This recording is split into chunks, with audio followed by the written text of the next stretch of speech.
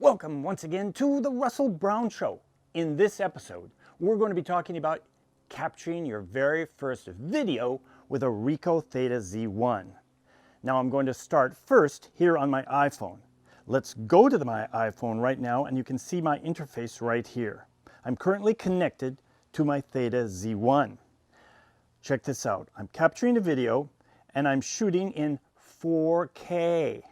I can do the settings for this over here under the gear in the upper right hand corner and make sure that you're shooting in 4K and you can see it right here. Also notice under stitching during shooting, be sure and turn that off. I get my best results and so will you if you turn that off, and we're going to do the stitching on the desktop. You're going to get not only better stitching between the two sides of your image, you're also going to get smoother images. It's not going to be as shaky. The shake reduction is built into the camera and it is processed on the desktop and it's done really well. If you do the processing, as it says here, in the camera, it won't be as good. Okay, those are the two settings here. Be sure and turn off stitching during shooting and of course set it to be down here at 4K. Okay, I'm going to select done right there. Also notice that I'm in a bright sunny situation and I want to do a walkthrough of my garden, and that's your project. To do a walkthrough of your garden, notice that it's bright and sunny and I've set my exposure value, the EV value over here, to a -0.7 because it's really sunny, and I have my setting over here to the right under the auto exposure right there. Cool. I'm now ready to move on to show you how to set up the camera. I'm going to close this down on my phone because I've got this all set up and I've sent my instructions to this device. So when I push on the trigger, it has the timer set to go and all of the instructions are there for the perfect video. I'm going to close this down, put my phone away, and I'm going to pick this up and we're going to see something crazy. Normally, we would shoot with this side facing toward the subject and it would be on our selfie stick in this fashion. But ladies and gentlemen, girls and boys, I'm going to rotate this just like this because I'm going to get my best results, because the stabilization is best when the camera is held like this and we do a walkthrough of the garden here. So in this case, I get my best stabilized video imagery if the camera is vertical like this. And I'm going to hold it on my stick in this fashion, putting it out in front of me like this. And you can see that my control panel is visible on this side. Cool. That way I know that this is looking forward and this will be the center of my video. Let's give this a try. I'm going to go ahead and walk through the garden and show you this process. I'm going to tap here. There's a 5-second countdown. And then I start to walk like this. Now let's switch to the video and let's see what this looks like. As I walk through the garden, you can see that it's nicely stabilized. I'm going to then stop the video. So I've captured my 4K video with my camera like this, holding it out in front of me, and I can do a walk through the garden. I have that timer on. The results look really nice and smooth. Really fantastic.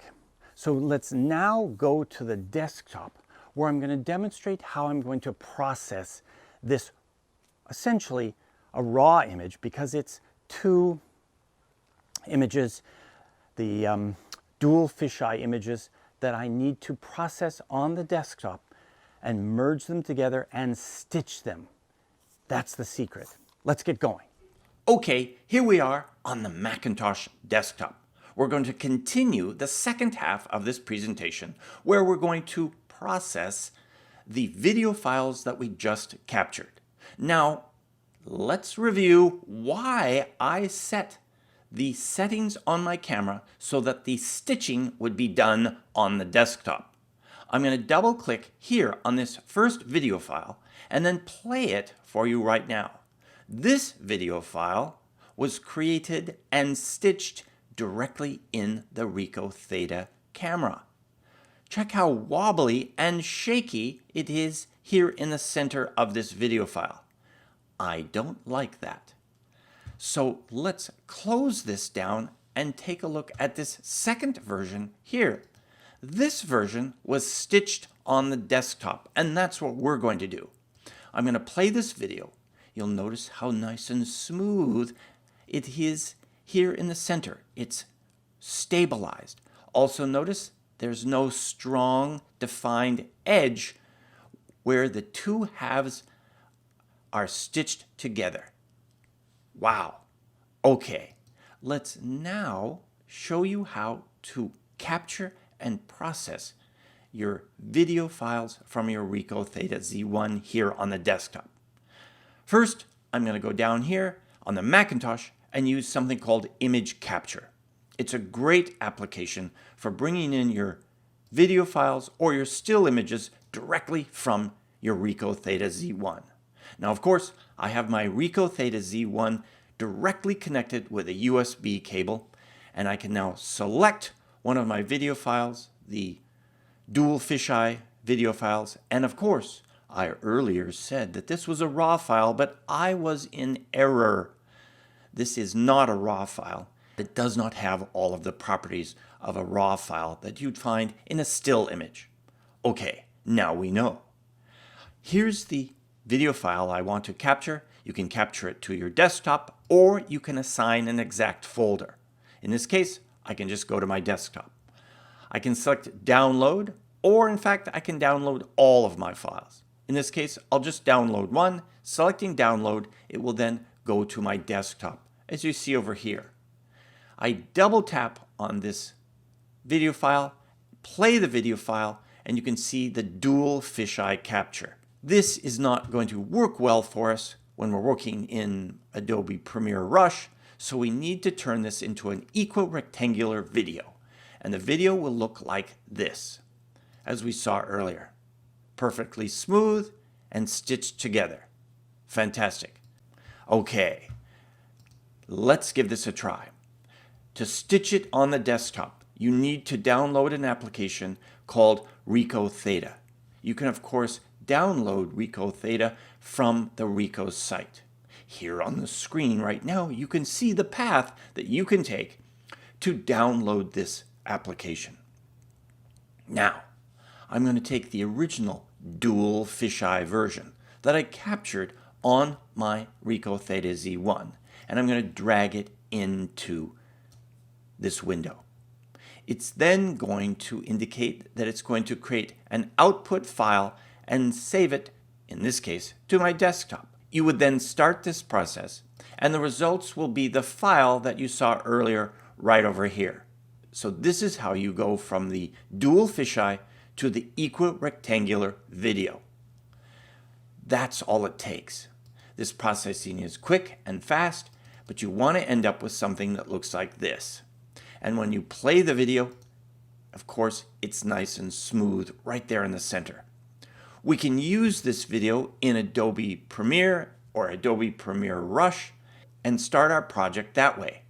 But in this tutorial, I want to take it to the next level. I want to use an application on my iPad or my iPhone called Theta Plus to give some special effects to this video file. To continue this project, I'll need to transfer this video file over to my iPad or my iPhone.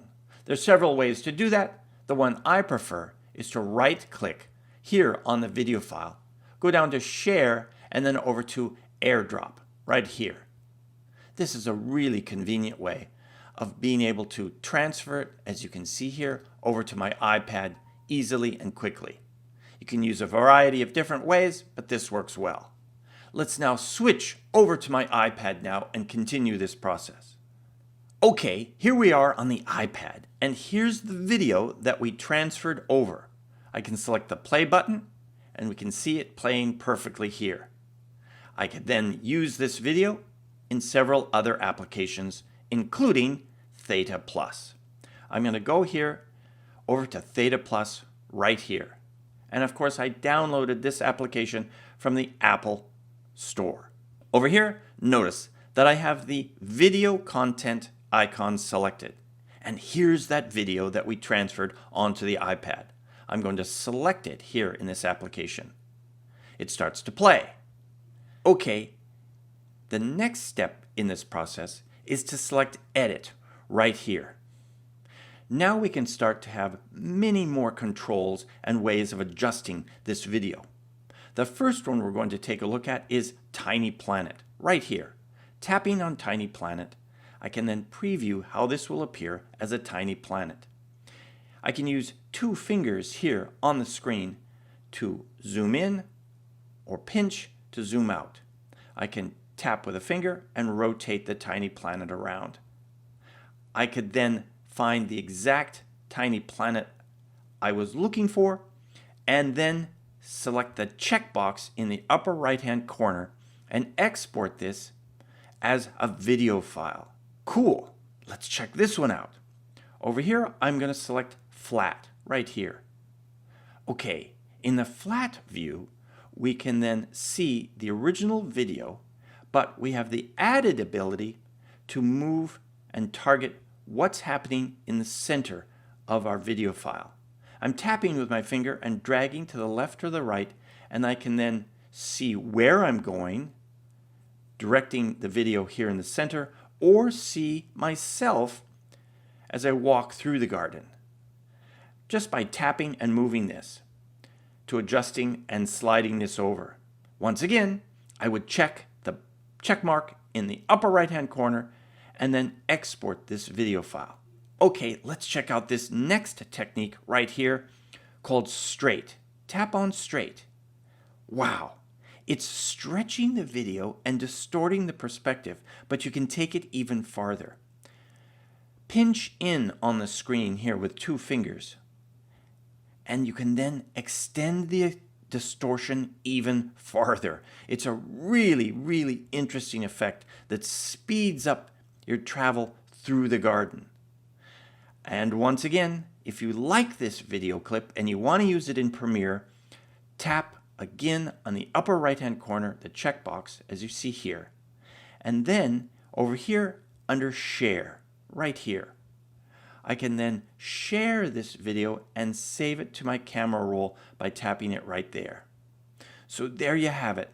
Some really interesting ways of capturing your video and then processing your video as you see here. Give these techniques a try when you want to create video clips that you can use in other applications like Adobe Premiere Rush. Give it a try.